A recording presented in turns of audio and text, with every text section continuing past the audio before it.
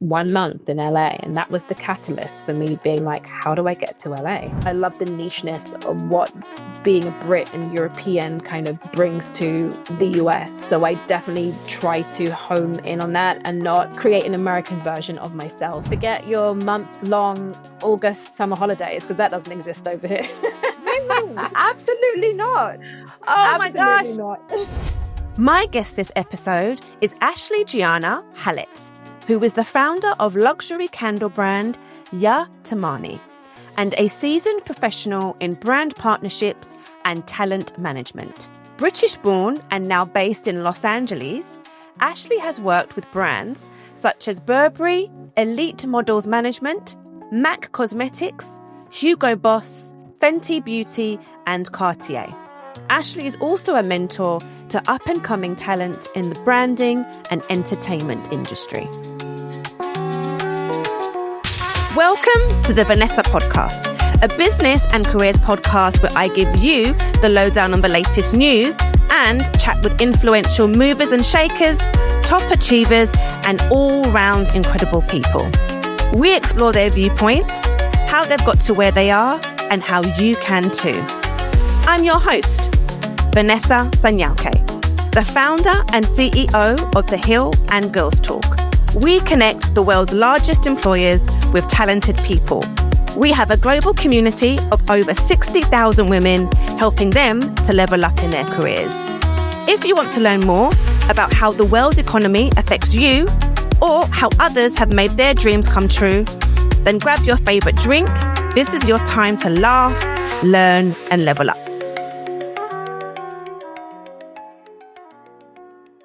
So, Ashley, welcome to the Vanessa Podcast. I'm so excited to have you as my guest. Thank you for having me. Thank you. And I guess we start off each episode with, we ask each of our guests to introduce themselves. So how would you introduce yourself to our listeners? I would introduce myself as someone who I always want to start with. I'm a Brit in LA. I'm very proud of being a Brit out here. And I would say that I'm a branding agent that has a background in fashion entertainment, that has always prided herself in caring about storytelling and culture, and continuing to do that on my journey here in the US. I love that. And I'm proud of you as well for being a Brit in LA. I'm so excited to kind of dig in. Thank you. Into your story.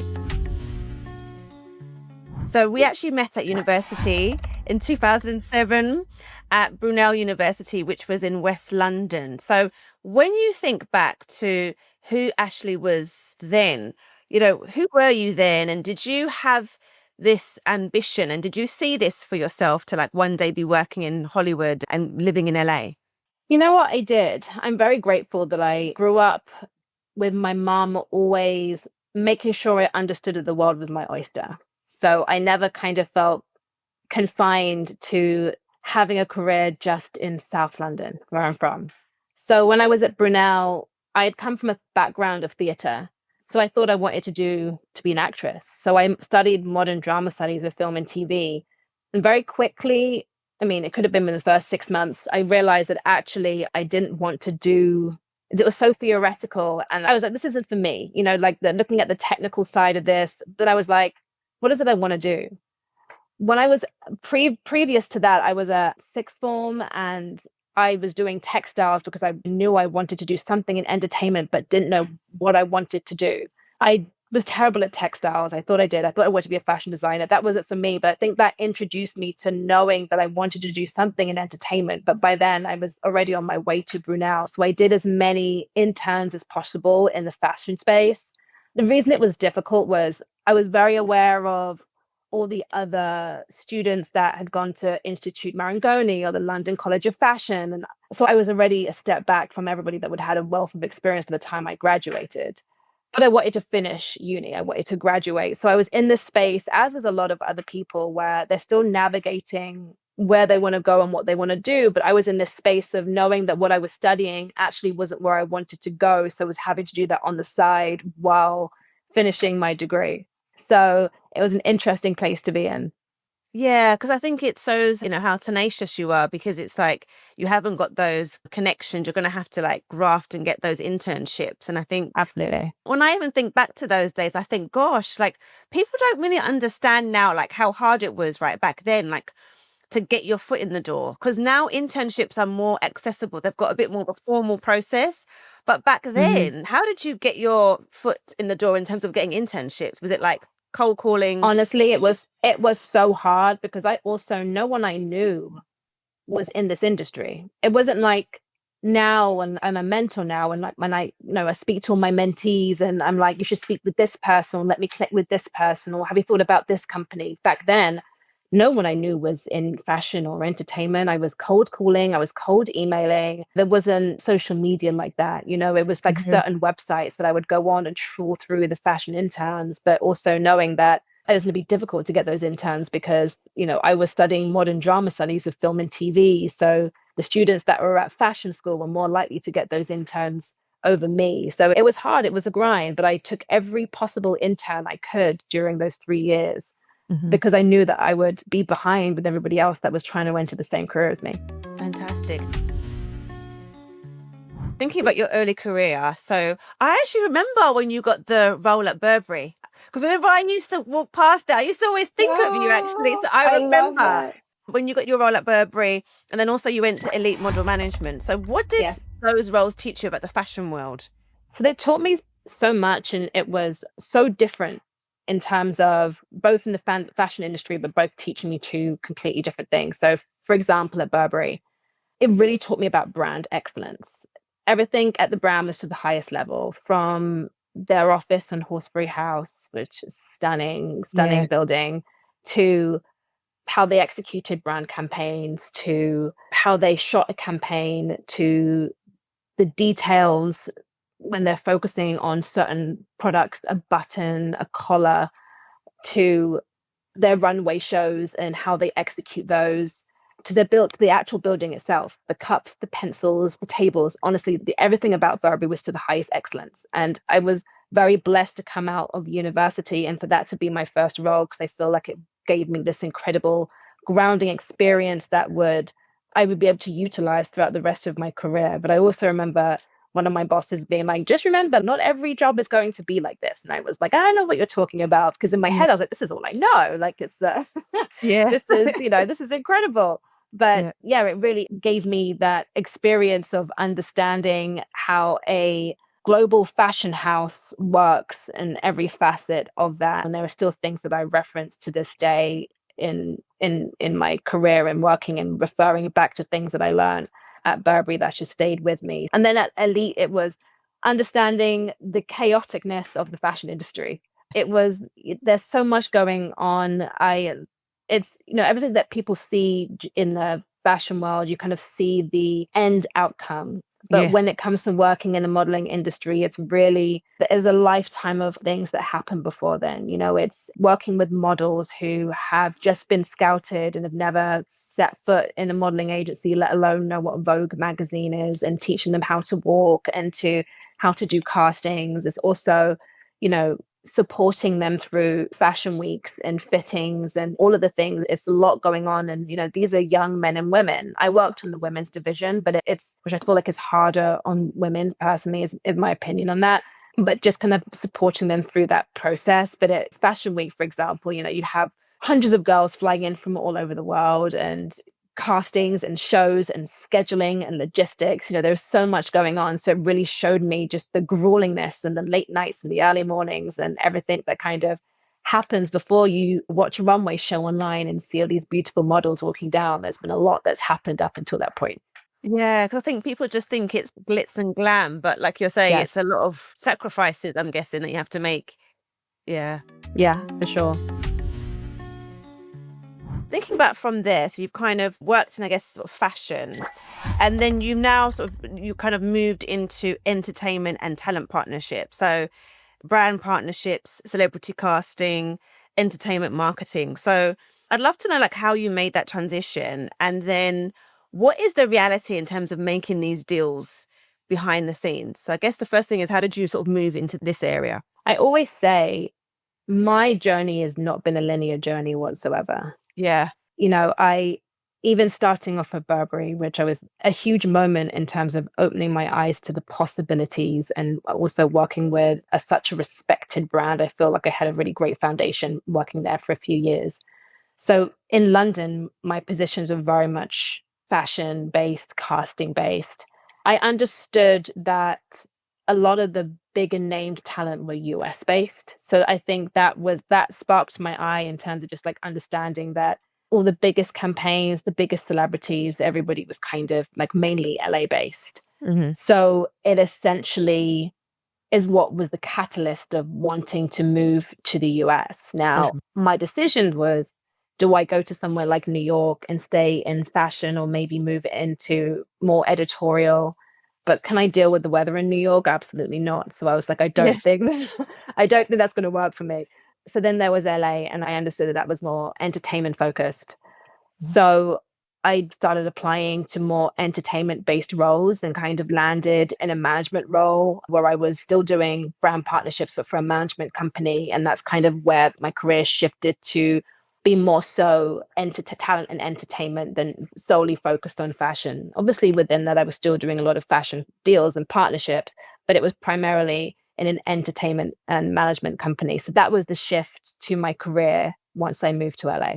That's interesting. And I guess in terms of when you're looking at the behind the scenes, what are some of the things that people might not realize? Like if you're trying to negotiate a deal in the entertainment space, whether, if you're working with celebrities, how long does it take to get a deal over the line?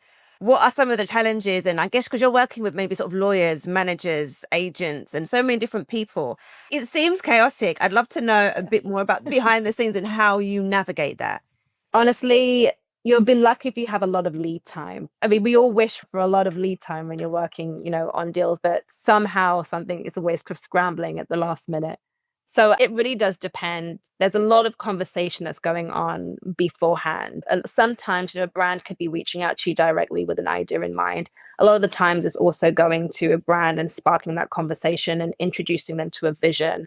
And then, once they're on board and that vision is then like discussing like what a partnership could look like, there's a lot of steps involved. And then it's, negotiating the actual deal and what that looks like. And then once you're in that place, it's the contract and negotiating of the contract. And then, legal's involved. And then there's like the logistics. And once the shoot happens, and there's all the approvals and the back end. There's so much that happens before, those gorgeous images come out or whatever it is finally out. But yes, it really does depend. There's no real time frame. It's just dependent on if it's, something where it's really been developed from the ground up. Like I said, I've really, been speaking to a brand and really developing an idea, or if a brand comes to you specifically with an idea in mind based on a conversation that you've had in the past and they've kind of thought about it themselves and then come to you and been like, this is what we think. And then you kind of like roll with it from there. So it really does depend, but there is a lot of work that goes in before that shoot day and the shiny images that come out. All of the campaigns that you've worked on, what would you say that one campaign that you're most proud of? And then just tell me why. Yeah, absolutely. There's a lot of campaigns that I'm proud of working on, but in particular, I think it would have to be the MAC Cosmetics and Viva Glam Winnie Harlow campaign that I did a few years ago.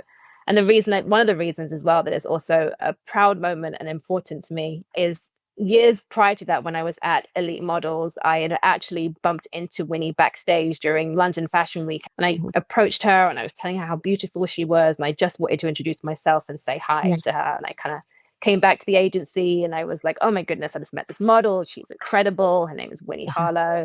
So years later, when I moved to LA and, she's one of the clients at the management company, I was like, oh my goodness, it's meant to be. It was such a nice kind of like 360 moments for me. But in beauty at that time, the industry didn't celebrate or embrace difference, should I say. Yes. So having someone like Winnie who has vitiligo, having her represent and be the face of such a huge global beauty brand like MAC Cosmetics was so incredible. She was on billboards and buses in Times Square and in Carnaby Street. It was just incredible to see because she is incredibly beautiful inside and out. And for so long, I feel the beauty industry just kind of kept the beauty standards in a box. So whether it's embracing being plus sized, having lots of freckles, having a gap in your teeth, or whatever it is, I feel like we're finally at a place now where the beauty industry and the fashion industry are celebrating difference. So that was such a huge moment for me in my career, because it represented so much, and that moment represented so much. And now it'll be one that I'm always proud of being part of. Yeah, no, I think that that's so impactful in terms of that diverse, I guess, images of what beauty standards are. It's so empowering. And I guess sometimes you don't always know like your legacy is so like going to last long because of when you look at, say, for example, young girls growing up and saying, okay, I look different or I have an imperfection. Maybe sort of when they saw that, it's maybe shaped who they are today and increased their confidence. So it's Absolutely. amazing. Yeah, it's Yeah, really I think representation is so key. And that's something that I noticed at Elite, working with so many young models and understanding why and how representation matters from a young age, and especially in your early teens where, you have all your body issues and you're changing and your hormones. It's just such a pivotal moment in life.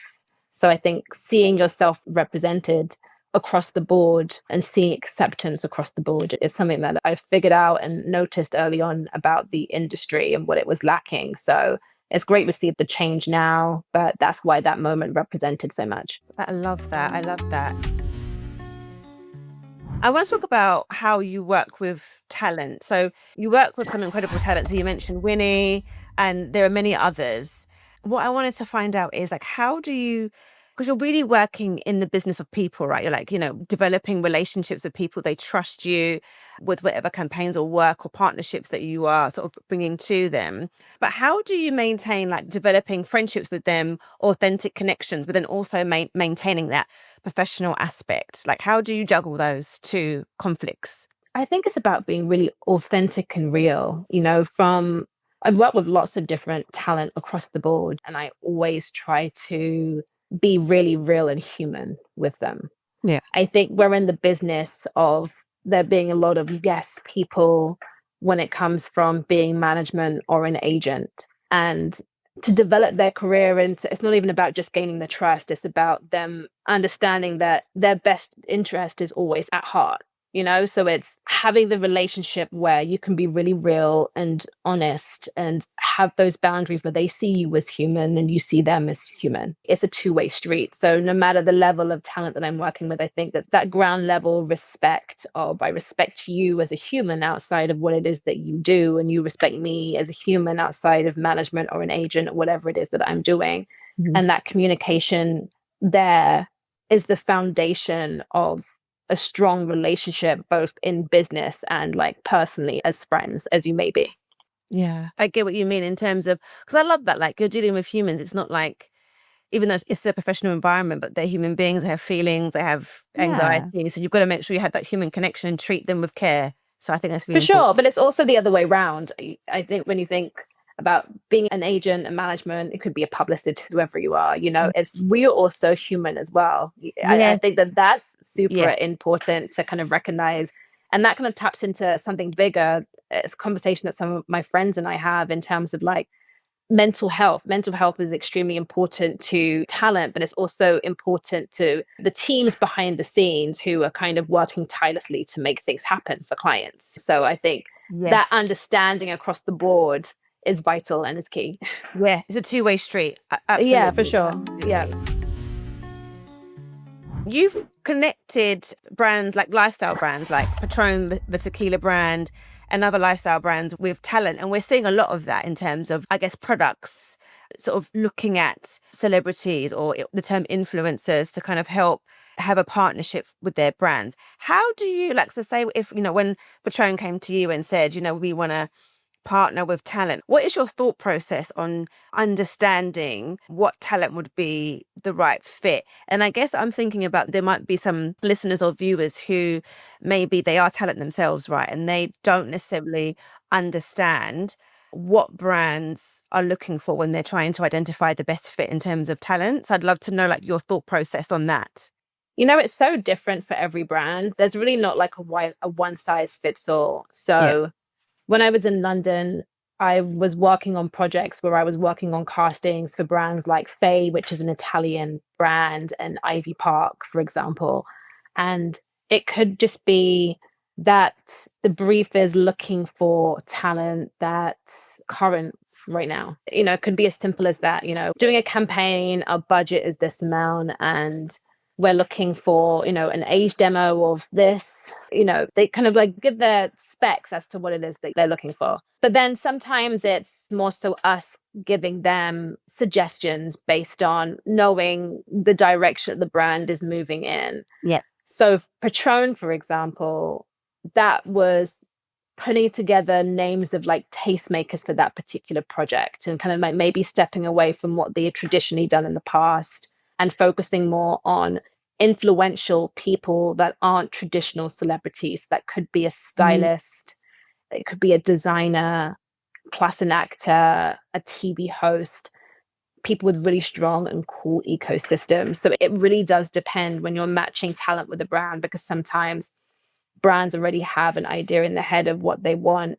When it's really interesting and fun for me is when they allow us to come to them with suggestions on what a partnership should look like. Okay. So it's more so, how about we partner with this kind of talent and we do these kinds of activations and this kind of event. Sometimes brands are, hell-bent on their idea of, no, this is what we want to do and this is where the budget is going and you've got to just do what you've got to do. And that's kind of what the brand wants. But when we have the opportunity to be creative and to share our suggestions, also just based on just having our feet on the ground and just working within culture and entertainment and fashion and understanding what's new and what's old and what's upcoming and what is cool and what is not obvious, and kind of like trying to think outside of the box. And I hate that term, but thinking outside the box and trying to think of something a little different and unusual and interesting. I think consumers are so smart these days, and I think they know when a talent or celebrity or an influencer has just been paid to front the face of a campaign. And sometimes I see a campaign and I'm like, how does that fit just doesn't work, in my opinion. It could just be they have huge social numbers and that just doesn't move the needle sometimes. And I think sometimes you've got to get a little bit more creative and understand what the general storytelling is. When you're partnering talent with brand, it's so much more than just putting this cool person with this great brand. There's so much more that goes into it. So to answer your question in a nutshell, it's not just like a ticking of boxes. It's really getting granular with each brand and figuring out what it is that they want and what they're trying to achieve, I guess, of each campaign or project. And I wanted to touch on your point around you have to really see like what's out there, right? So kind of looking at your industry and seeing, who's up and coming. Like, obviously we have social media. Like, are you on social media a lot, or do you actually go out to like shows, events? What can someone who's thinking about really excelling in what you do, like, how do you make sure that you are like on the cusp of what's happening? Is it, offline as well as online? Yeah, I think more so earlier on in my career, when I was more so working in casting, that was important. It's so important to. I used to make folders on Instagram, and I'd see someone cool and I'd put them in a little folder and I'd be like, I'll work on a project and they'll be great for that. I'm not sure what for yet, but something will come up. And I kind of used to do that. Now it's a little different because I have a roster of clients that I work on. So there's no need really to necessarily have, scouting and searching and seeking out talent. But I think that it is important, whether it's kind of reading magazines, whether it's what shows are successful, won Oscars and Emmys, and shows that are moving the needle, that are culturally relevant. When you think of like Euphoria, for example, and how a show like that really kickstarted a lot of the cast's success, and how brands often want to tap into a talent before they're, on that level of being unattainable. And that's actually something that Burberry taught me. I would look at their shows and I would be like, who are these people sitting front row? I would genuinely be like, I have no idea who they were. And within 6 months' time, they're in a show that is completely blown up or won a whole bunch of awards. And all of a sudden, every brand wants to get there. But Burberry has already establish it. that relationship with the brand. And a lot of brands do that now, but I just think that's another example of some of the qualities and the like little nooks that I learned at Burberry that they were like so incredible at doing. So I think it's paying attention to not what is happening right now, but it's whether it's who's an opener on somebody's tour, who is, Yes. just things like that, who is up and coming, who is a lot of events these days, like who are brands interested in. There's lots of different ways of just like keeping your eyes open than just traditionally who is charting right now. Yeah. It's, who is shooting these kind of like editorials or attending these kinds of events or be dressed by these certain brands. There is lots of different kind of ways like that just to kind of figure out who may or may not kind of be the next best thing. I love that because I think we don't really sort of hear that in terms of try and think about who's up and coming, not who's the it girl right now. So I love that. I love that perspective. But I mean, obviously there are plenty of brands that kind of want to work with like who's it right now. Yes. But there's also many brands that, want to tap into the emerging talent that are on their way up. Yeah, no, I love that. Okay, I want to move on to life in LA because you mentioned you're a Brit in LA, and I'm, as I mentioned, like just so proud of everything you've achieved. So, moving from the UK to LA, if you can just talk us through like what made you move there. You touched on it a bit earlier, but what was the biggest adjustment that you had to make? I mean, apart from the fact that it's like a completely different country, and although I'd been back and forth to the States for a while, I have some family that are in Florida. It was just such an adjustment in general, especially in the workplace. Mm-hmm. The work-life balance in America is on a completely different level over here. I think we work really hard in the UK, but I think it doesn't stop in the US. Yeah. So there were a lot of adjustments. I think it was, I still do it now. I forget I'm not from here until I'm somewhere and someone's like, "Where are you from? Your accent," and I completely forget. It's like I'm not in London anymore. Yeah. So those adjustments just in terms of just living somewhere where everything is different, whether it's just daily life and grocery shopping or doing your taxes or healthcare, just honestly, just like day-to-day things that if I'd come over here as, a 16-year-old, it would have been different. But coming over here as an adult and having to like relearn a lot of things was very interesting. So it wasn't the easiest. And I still come up against things now after being here for 8 years that I struggle with, or I have to ask my friends who, are from here, like questions that are very basic to them. But I'm like, I have no idea. I'm not from here. I love that. So even after all these years, there's still like lots to learn. Yeah. Absolutely. Yeah. And for sure. And so when you moved, did you have a role or was it just like, I'm taking the leap? Because I know you mentioned earlier you kind of had a role. So you moved for a job. Yes and no. I'd been having a lot of conversations with different companies. And I think once I finally got my foot on the soil over here, I then kind of like figured out which was the best path for me. So the first time in my career or my life that I didn't have an email to check, and I would just sit there being like, what got nothing to do at the moment. Like emailing people looking for jobs and things like that, and scheduling more interviews. But apart from that, my time was my own time, and I was like, I've never experienced this before. So I kind of like did that for 3 months until I made a decision to move with a particular company and started my career journey. I love that. It's very brave. I think it's really, really, really Thank brave. you. I mean, was there ever a point where you thought, I'm not too sure if I've made the right move? Like I should have stayed. Yeah. Yes. My car is still sitting on my mum's drive at home and I still pay my phone bill in London. And that was because when I moved, I was like, what if I hate it? Mm-hmm. If I hate it, I could just come back and I still have my car, I still have my phone. Mm-hmm. And 8 years later, and the car is still there and I'm still paying my phone bill. And I know I'm not planning to go back to London anytime soon, but I was always in this mindset of, what if I hate it? And I need to come back. So I'm going to keep my life in London as it is, just in case. But, I'm still here. But it's a tough place to be. It's quite lonely out here in terms of you can be surrounded by so many people and you could be socializing and at events and dinners and lunches and doing all the things. But it can be quite a lonely place when you first moved here. I am a person that really enjoys their own company. So I am very blessed for that because I never was in a place where I felt like I had to go out just because I didn't, I was new here. Mhm. I was happy within myself and felt like I developed the relationships that I needed to develop, or I wanted to develop, or the friendships that I wanted to create.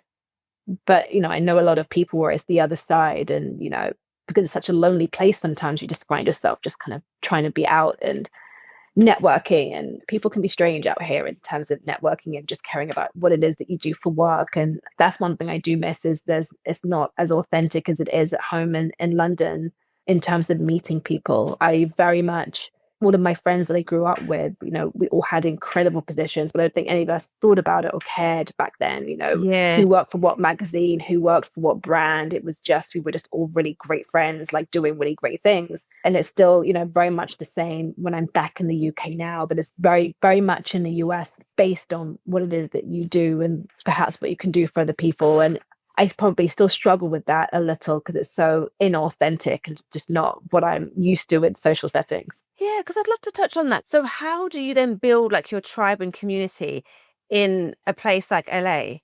Like, what do you do? Like, how do you do them? A majority of my closest friends out here are not actually from here. They're from Ah, somewhere in Europe, or from the UK, from okay. Spain, or from Zimbabwe. From like, Yeah. and it just so happened that everyone's from all over the place. But I think you do definitely find people that are on the same wavelength as you. But I definitely felt that I leaned more towards people that were European because we just had this thing in common.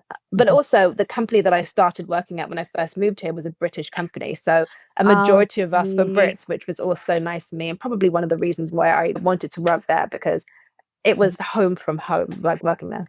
Ah, okay. And I guess I wanted to talk about that Brit aspect because there's been a wave of Brits that are moving to LA. So, like, what would you say are some of the advantages of bringing a Brit? Like, what do we bring to the US entertainment scene?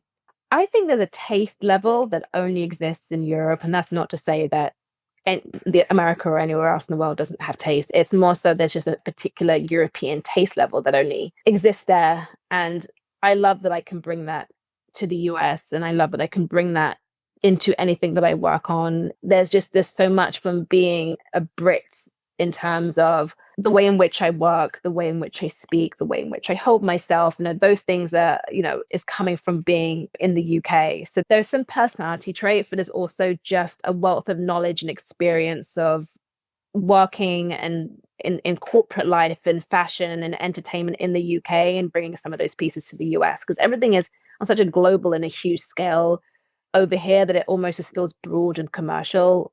But I love the nicheness of what being a Brit and European kind of brings to the US. So I definitely try to home in on that and not create an American version of myself. I really try to Mhm. stay true to Who you being are. a Brit and the things that influenced me as a kid, as a young adult, in business and in personal life. And that's definitely shaped my career and where I'm at as a woman today.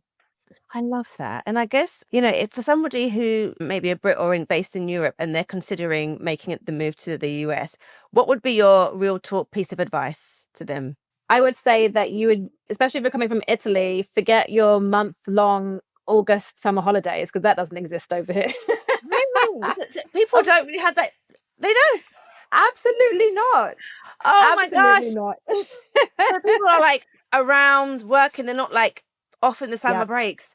It doesn't, Wow. no, it's not the same how I'll get in out of office when I'm emailing somebody in Italy, and it'll be like back in literally a month's September. time. And I'm like, good for you. I missed that. Not that Yeah. we had that in London, but we used to take, real vacations and like completely Yeah. switch off. So I Yeah. think that it's important to understand that if you are moving over here, the work-life balance is very different. And it's very important because it also taps into what I was saying to you about mental health and downtime and time for yourself. And that I struggle with a little bit. So I would always say to people, if you are moving out here, just understand that work-life balance is real. It is very different to home. Yeah. But I also would say that everything's on a huger scale, which is kind of one of the reasons that I wanted to move out here, in Mhm. terms of like the campaigns and the projects and the budgets and everything, and is so much on a larger scale. So I feel like the experience that I have gained from being in the US is invaluable. So if there was one day I were to up and move back to London or wherever, I definitely feel that the experience I've gained here, I couldn't have gained staying in the UK. No, I hear what you mean. Yeah. It's good in terms of just getting that experience. I want to move on now to your journey as a founder.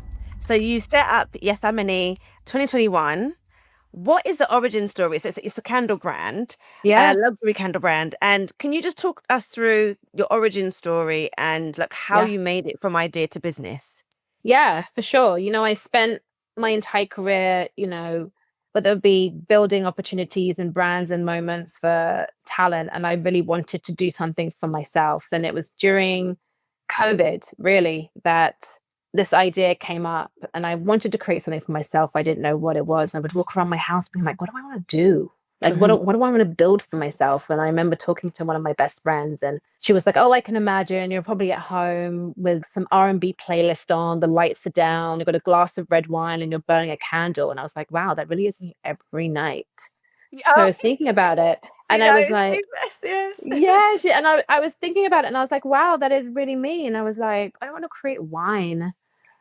So I was thinking about it and I was like, I do love fragrances and scents, as most people do, but there are just some scent stories for me that made the connectivity so much stronger. So I kind of looked into it and I was, working full time still. So I was spending all my evenings and weekends figuring out, what this could be. There's so many candle brands out there. Like, what could I create that would make a difference?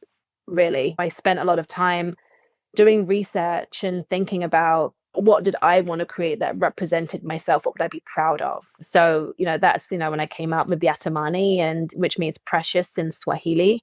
And it was a really interesting and fun process. But, it really, the origin of it really was I'm the kind of person that if something smells incredible, but the packaging doesn't look great, I won't purchase it and vice versa. And I really wanted to create something where it looked as good as it smelt. I Yeah. didn't want to just create vanilla spice or an eucalyptus. I really wanted to play with fragrances and scent profiles.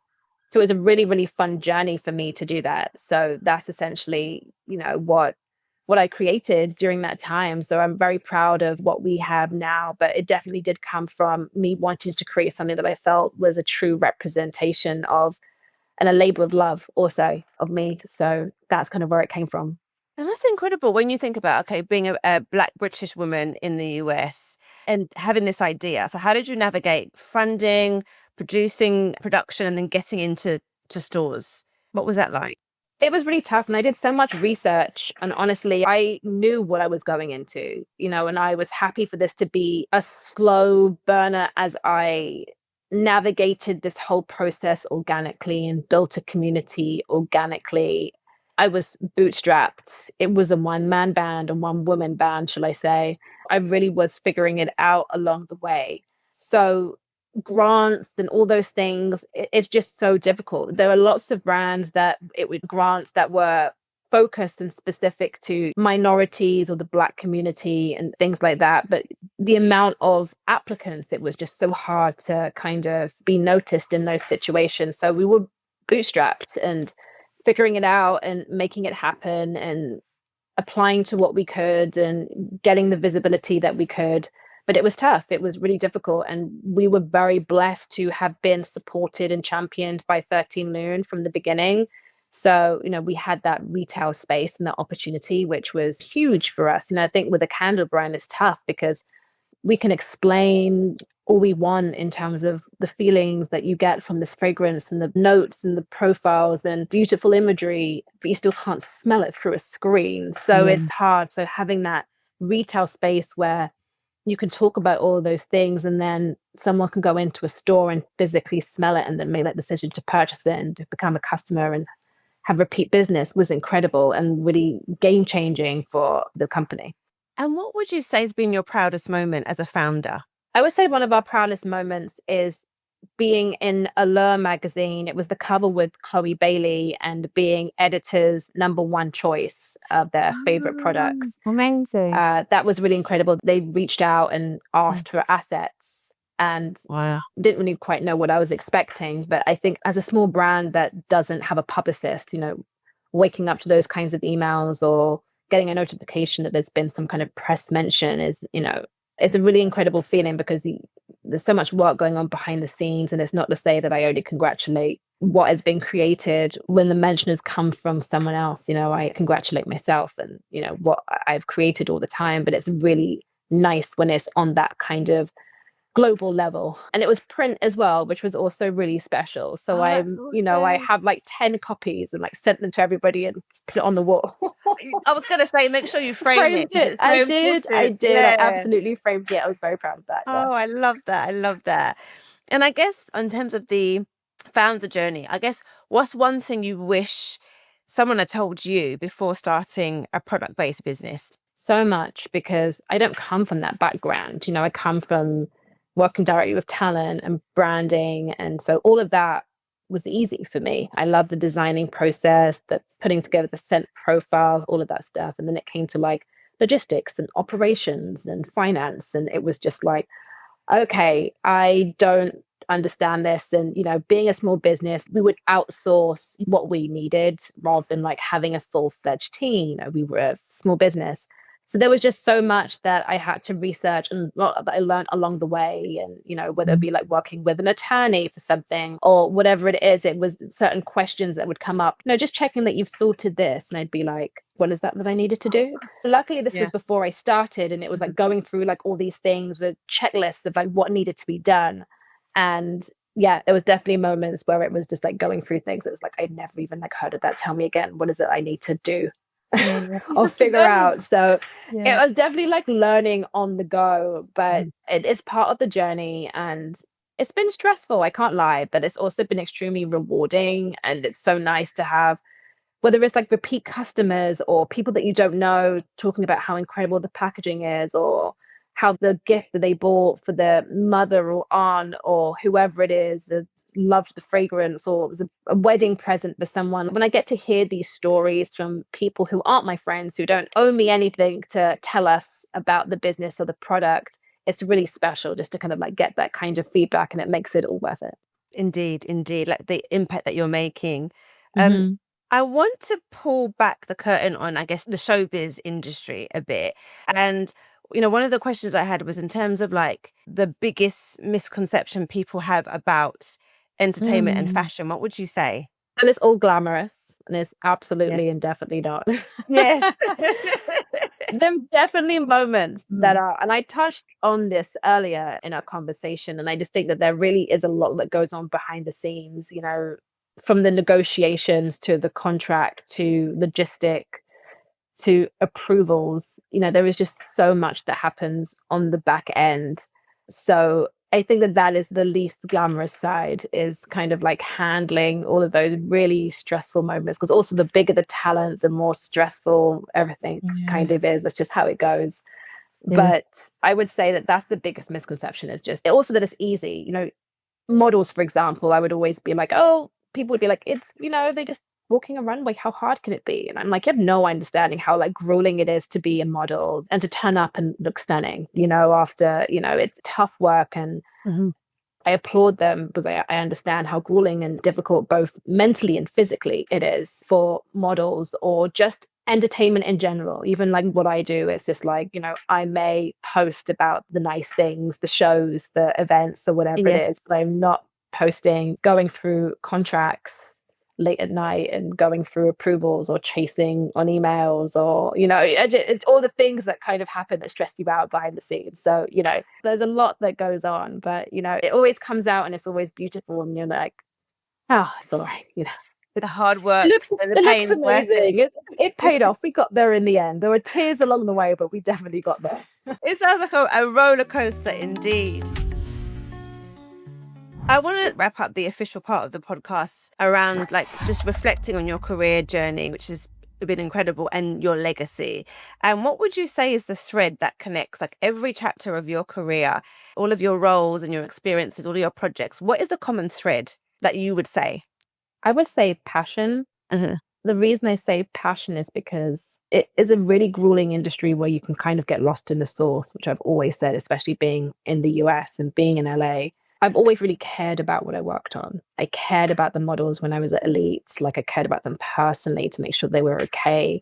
I cared about certain campaigns and projects that I worked on. I cared about what the talent wanted, like what kind of Yeah. partnerships do you want? Let's Yeah. go out and create that.